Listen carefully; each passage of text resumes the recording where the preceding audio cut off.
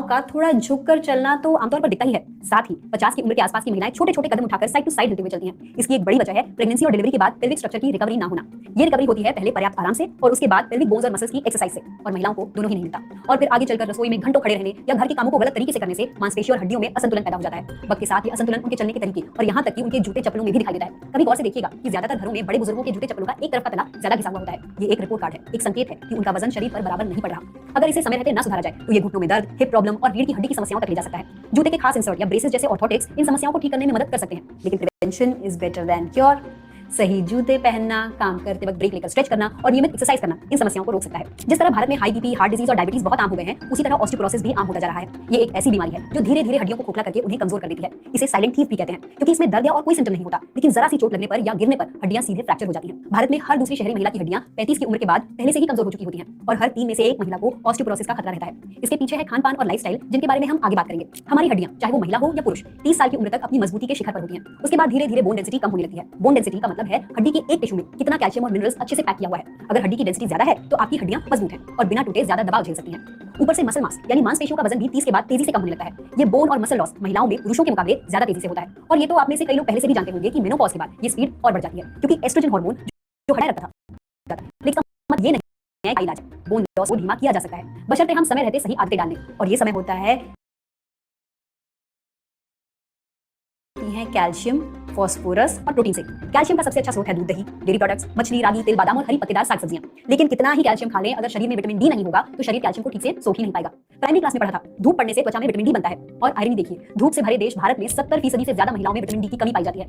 वजह है महिलाओं का ज्यादातर घर के अंदर रहना और धूप से बचकर रहना, ताकि त्वचा का रंग सांवला न हो जाए। अजीब बात है ना, हड्डियों के कमजोर होने का डर नहीं है, रंग के सांवले होने का है। कुछ देर सुरक्षित धूप में रहने और अंडे, मछली, दूध जैसी चीजों को खाने से विटामिन डी की कमी पूरी हो सकती है। अगर आप वेजिटेरियन हैं तब तो दूध, दही को अपनी डाइट में रखिए ही। विटामिन डी न केवल हड्डियों के लिए बल्कि मानसिक स्वास्थ्य के लिए भी जरूरी है। विटामिन डी डेफिशिएंसी से डिप्रेशन और एंजाइटी होने के बहुत ज्यादा चांसेस हैं। प्रोटीन भी उतना ही अहम है। मेडिकल गाइडलाइन के मुताबिक शरीर के प्रति किलो वजन के लिए 0.1 ग्राम प्रोटीन खाना चाहिए। मतलब एक 50 किलो वजन वाली महिला को कम से कम 40 ग्राम प्रोटीन रोज चाहिए। लेकिन भारत में आमतौर पर लोगों की थाली से प्रोटीन या तो गायब रहता है या बहुत ही कम होता है। महिलाओं की डाइट में तो ये और भी कम है, खासतौर पर शाकाहारी महिलाओं में। मांस, मछली और अंडा नहीं खाते तो दालें, नट्स और डेयरी को अपने खाने में शामिल करें। क्या खाएं इसकी तो बात हो गई, अब बात क्या ना खाएं की। प्रोसेस्ड फूड, पैकेज स्नैक्स और कोल्ड ड्रिंक्स सोडियम और चीनी से भरे होते हैं, जो हड्डियों से कैल्शियम को चुरा लेते हैं। ज्यादा नमक, बहुत ज्यादा कैफीन और रिफाइंड शुगर हड्डियों को खोखला करते हैं। इसलिए वो खाना जो क्विक एंड इजी लगता है, वो असल में चुपचाप हड्डियों को नुकसान पहुंचा रहा है। पौष्टिक आहार लेने जितना ही अहम है कसरत करना। आपको पता है अंतरिक्ष में बहुत वक्त तक रहने वाले अंतरिक्ष यात्रियों की हड्डियां कमजोर हो जाती हैं, क्योंकि वहां गुरुत्वाकर्षण का प्रतिरोध नहीं होता, ग्रेविटी नहीं होती।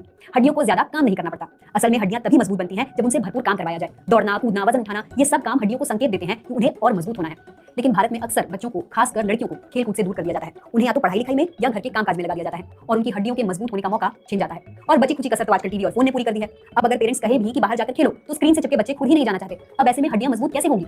एंड्योरेंस एक्सरसाइज जैसे चलना, जॉगिंग करना, साइकिल चलाना दिल और वजन कम करने के लिए अच्छे हैं, लेकिन हड्डियों के लिए काम आती है स्ट्रेंथ ट्रेनिंग। नाम सुनकर डरिए मत, आपको जिम जाकर कोई भारी भरकम वर्कआउट करने की जरूरत नहीं है। उठक बैठक, रस्सी कूदने, हॉप करने जैसी आसान एक्सरसाइज से भी शुरुआत हो सकती है, जिससे मांसपेशियां और हड्डियां दोनों मजबूत होती हैं। कुछ और आसान तरीके हैं, जैसे इंटरवल वॉकिंग, जो जापान में बहुत मशहूर है।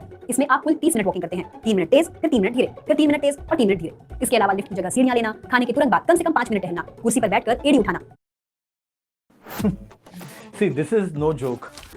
इससे शुगर लेवल भी कंट्रोल होता है। चाहे तो ग्रुप फिटनेस प्रोग्राम ज्वाइन करें, मोबाइल ऐप्स का इस्तेमाल करें या किसी न्यूट्रिशनिस्ट और ट्रेनर की सलाह लें। हफ्ते में सिर्फ 2 बार 20 मिनट की स्ट्रेंथ ट्रेनिंग भी काफी असरदार है। इससे बैलेंस सुधरता है, गिरने का खतरा कम होता है और आत्मविश्वास बढ़ता है। बस जरूरत है डटे रहने की। यही सबसे बड़ी चुनौती है, आदत बनाना। भारतीय महिलाएं अक्सर खुद को आखिर में रखती हैं, पहले माता पिता, फिर पति, फिर बच्चे। ऐसे में सेहत सबसे पहले और सबसे पीछे छूट जाती है। लेकिन इस दुष्चक्र को तोड़ना जरूरी है। कसरत का फायदा सिर्फ शरीर तक सीमित नहीं है, ये हमारे मूड को भी बेहतर बनाता है। जब हम वर्कआउट करते हैं तो शरीर में एंडोर्फिन नाम का हार्मोन निकलता है, जो खुशी और सुकून देता है। इसलिए जो महिलाएं नियमित कसरत करती हैं, वो ना सिर्फ फिजिकली मजबूत होती हैं, बल्कि मेंटली भी ज्यादा शांत, आत्मविश्वासी और तनाव झेलने में सक्षम होती हैं। तो आप वर्किंग वुमन हो या घर संभालने वाली वंडर वुमन, एक्सरसाइज को अपने दिन के 15 से 20 मिनट जरूर दें। काइफोसिस यानी आगे की ओर झुकना उन महिलाओं में आम है जो सालों से खाना बनाते हुए या डेस्क पर काम करते हुए आगे की ओर झुकी रहती हैं। लॉर्डोसिस यानी रीढ़ की हड्डी का अंदर की ओर बहुत ज्यादा झुकाव अक्सर प्रेगनेंसी के बाद एब्डोमेन की मसल्स कमजोर होने से होता है। इस सबसे आपकी चाल, संतुलन और कॉन्फिडेंस पर भी बुरा असर पड़ता है। पोस्चर को सही रखें, सिर ऊंचा, नजर सामने, गर्दन, पीठ और कमर सीधी और कंधे पीछे की ओर होने चाहिए। महिलाएं हमेशा से अपने कंधों पर बड़ा बोझ उठाती आई हैं, काम का और अपेक्षाओं का, घर का और समाज का। लेकिन अब वक्त है खुद को थोड़ी प्राथमिकता देने का। अपनी बेटियों को बाहर खेलने के लिए प्रोत्साहित करें, संतुलित खाना दें और धूप में समय बिताने दें। युवा महिलाएं क्रैश डाइट की जगह संतुलित आहार चुनें और 40 से ऊपर की महिलाएं स्ट्रेंथ ट्रेनिंग और नियमित जांच को अपनी जिंदगी का हिस्सा बनाएं।